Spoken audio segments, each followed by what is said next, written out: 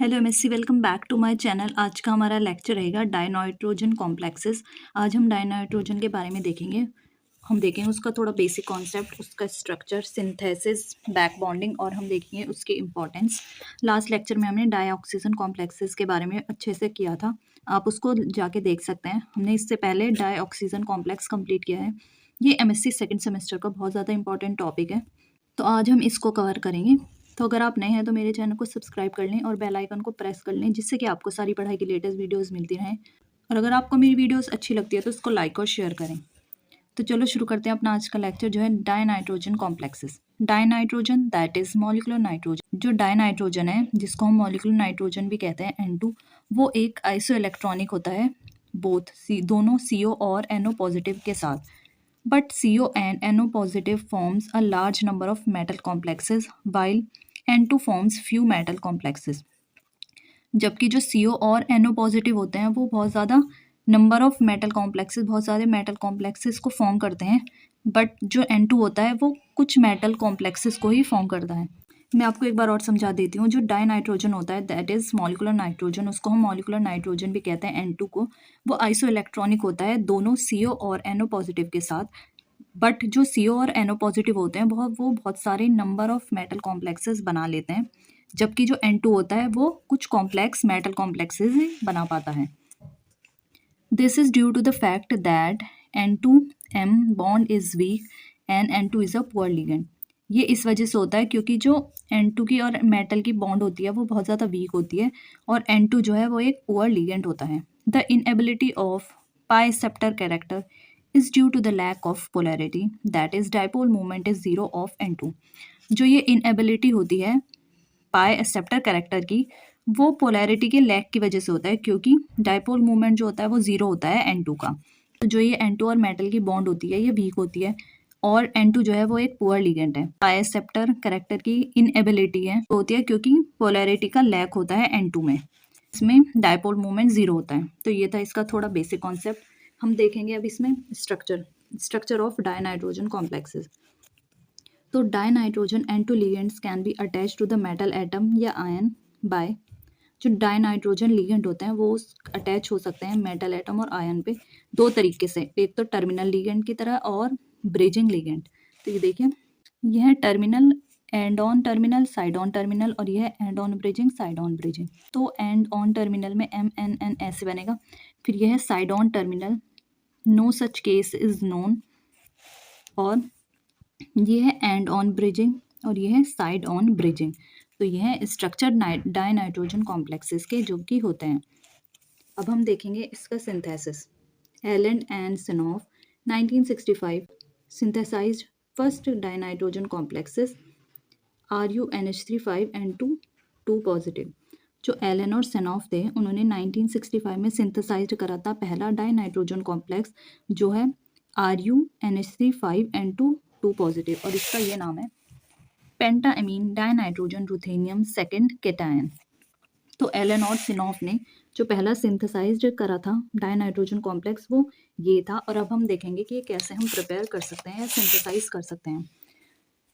The reaction involve in the synthesis are as follows. जो reaction involve है इस synthesis में वो ऐसी हैं, ये देखिए। सबसे पहले हम लेंगे RuNH3 5Cl positive in the presence of ZnHg और H2O। हमने ये मिल जाएगा RuNH3 5H2O का होल ब्रैकेट 2 पॉजिटिव, और निकल जाएगा Cl नेगेटिव। उसके बाद में हम ये वाला प्रोडक्ट लेंगे, हम ये ले लिया यहाँ RuNH3 5H2O का 2 पॉजिटिव प्लस N2, हमें ये मिल जाएगा अपना कॉम्प्लेक्स, जो है डायनाइट्रोजन कॉम्प्लेक्सेस, जो कि सबसे पहले सिंथेसाइज्ड करा गया था। जिसको सबसे पहले सिंथेसाइज करा था एलन और सिनॉफ ने 1965 में, वो कॉम्प्लेक्स डायनाइट्रोजन कॉम्प्लेक्स ये था, जिसका नाम था pentammine dinitrogen ruthenium second cation. अब हम देखेंगे इसकी back bonding in N2 complexes. The X-ray study of the RuNH3 का होल 5N2 का होल 2 positive complex ion reveals that. जो एक्सरे स्टडी थी इस पहले सिंथेसाइज डायनाइट्रोजन कॉम्प्लेक्स की, उसने रिवील करा था कि that RuNN linkage was and on.